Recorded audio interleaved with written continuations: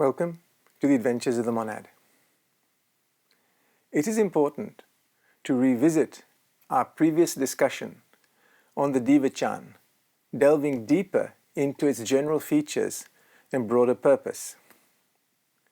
We will now provide additional details and include other relevant information that could not be covered in the initial description without overwhelming the discussion. Although Divachan may be somewhat illusory, just like all forms of manifested life to some extent, there is still a much greater sense of reality in the heavenly realm compared to earthly life. This is evident when we consider the necessary conditions for entering Divachan. In order for an aspiration or thought form to manifest on the mental plane, it must be predominantly characterized by unselfishness. Genuine affection for family or friends can lead a person to a joyful and fulfilling life, just like religious devotion can. However, this is only true when the affection or devotion is selfless.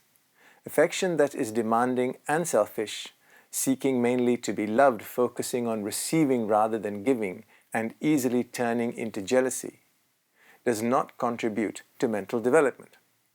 The actions it inspires will never rise above the emotional and desire-driven levels to which it belongs. In the absence of grasping, pulling towards oneself, or thoughts of return, there is a powerful release of force that cannot be expressed by emotions nor contained within the dimensions of the emotional plane. This force requires the finer matter and wider space of the mental plane, as the energy it generates belongs to that higher world. The devotion of a religious devotee, whose main focus is not the glory of the deity but rather saving their own souls, cannot lead to Divachan. However, genuine religious devotion, which does not focus on the self but instead on love and gratitude towards the deity or leader, and is inspired by a strong desire to do something for the deity or in their name, often leads to a prolonged, comparatively exalted heavenly existence. The experience of celestial bliss is attained by followers of any deity or leader, whether it be Buddha, Krishna, Zoroaster, Allah, or Christ.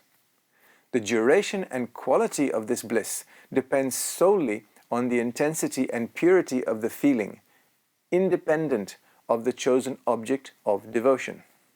It is a mistake to think that a person after death is only dealing with the consequences of their past life on the emotional and mental levels.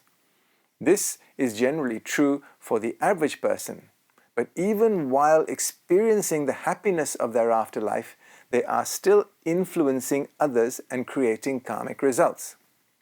This must be so in the very nature of things, because thought is the most potent factor in the creation of human karma. Every force has the characteristic of the plane on which it is generated, and the higher the plane, the more potent and the more persistent the force. In rare cases, when a person raises their consciousness to a higher level, their higher mind, in brackets causal, and lower selves become unified.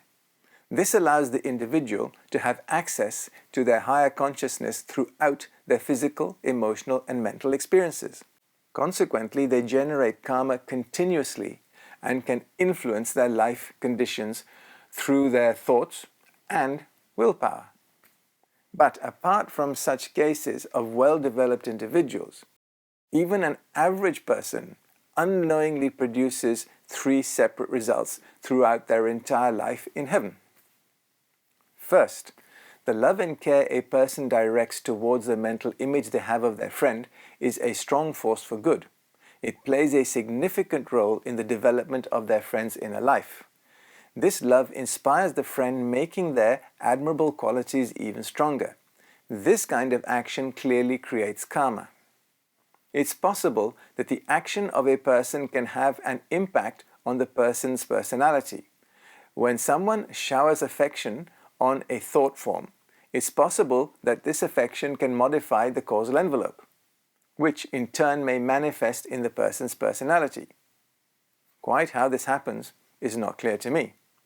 A thought in the mental envelope would need to resonate with the persona or lower causal envelope of the friend, which could then potentially transfer those vibrations into their causal envelope. Second, a person who expresses a great deal of affection and elicits a similar response from their friends is clearly improving the mental atmosphere of their community. This positive atmosphere affects all living beings in that area, including monads deemed to be gods, humans, animals, and plants. This behavior will undoubtedly have karmic consequences. Third, a thought of unselfish affection or devotion not only elicits a response from the logos to the individual who organized the thought, but also helps to replenish the reservoir of spiritual force held by the Namanakayas. This force is at the disposal of the masters of the wisdom and their pupils to aid humanity. The impact of such affection or devotion during physical life can be magnificent. Furthermore, it's clear that the response to the thought of an entity in Divachan, sustained perhaps for thousands of years, will make a significant contribution to the reservoir. This will bring an immeasurable benefit to the world, which cannot be calculated in any terms used on the physical plane. From all these considerations, it should be clear that even an ordinary person who has not yet undergone special development for consciousness is nevertheless capable of doing a great deal of good during their life in Divachan. Therefore, they actually create new karma for themselves during that time, and they may even modify the heavenly existence while it is in progress. In the physical world, many of our thoughts are just fragments. In the Divachan, the dreamer carefully contemplates these fragments and patiently works them out in great detail, exploring every possibility of splendid performance and living through them with a vividness that nothing on earth can rival. The dreamer builds, shapes, and molds these fragments into their various possibilities and then releases them into the world of form. Others may then pick them up and be inspired by them to embark on schemes of reform, works of philanthropy, and so on. Thus, from the radiant thought stuff of a solitary dreamer, wonderful changes may arise as their dreaming contributes to the recreation of the world. Please bear in mind that due to the limitations that ordinary people impose on themselves in Divachan, they cannot start a new direction of affection or devotion. However, their affection and devotion within the paths they have already chosen will be significantly more powerful than they could have been while they were constrained in their physical bodies. This point requires further elaboration. To understand the relationship of a person in Divachan to their surroundings, we need to consider 1. How the plane is shaped by their thoughts, and 2. The forces of the plane that are called upon in response to their aspirations. We have already observed how the individual shapes the substance of the plane into mental representations of their acquaintances, and how elemental units of the acquaintances communicate through the representations. There are also other living forces around a person, mighty angelic inhabitants of the plane. Many of these are very sensitive to certain aspirations of humanity and readily respond to them.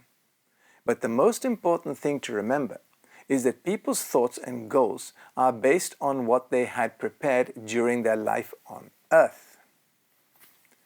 It might have been imagined that when a person ascends to a level of such extraordinary power and vitality, they would be inspired to engage in completely new activities along new paths. However, this is not the case. Their mental capacity, as we have previously observed, does not operate in the same way as their lower faculties, nor is it as fully under control. In the past, it has been accustomed to receiving its impressions and prompts for actions from below, primarily from the physical environment and at times from the emotional world. It has rarely received direct mental influences at its own level. Consequently, it cannot suddenly begin to accept and respond to them. In practice, this means that the individual does not generate new thoughts, but is confined to those they have previously entertained, which are the only means by which they can perceive their new world. Therefore, a bland, uninspired personality inevitably leads to a bland, weak state in the Divachanic realm. When you view the current narcissistic behavior of people taking selfies of themselves, I wonder what they are going to have to review in Divachan except for thoughts on their self-image. A person will take with them to Divachan only the mental experiences they have gained, no more and no less. Therefore, it is vital for them to be as accurate and precise as possible in their thinking during their physical life. Otherwise, they will greatly limit the usefulness of their Divachanic life. From this perspective, Divachan is a world of effects, not causes. Each person is limited to their own individual perceptions and their capacity to appreciate. The more connections a person has with the external world, the more starting points or focal points for development there will be in Divachan. On the other hand, from the perspective of the next life, Divachan is essentially a world of causes. In Divachan, all experiences are integrated into the character that will be carried forward when the person reincarnates. Divachan is thus the direct cause of one's life on earth and prepares the way for the next life on earth. In the upcoming presentation, we will examine some examples of how what we have been and what we have learnt in our previous lives are then expressed in the Divachan when the monad finally arrives there on its journey home to its causal envelope. Thank you.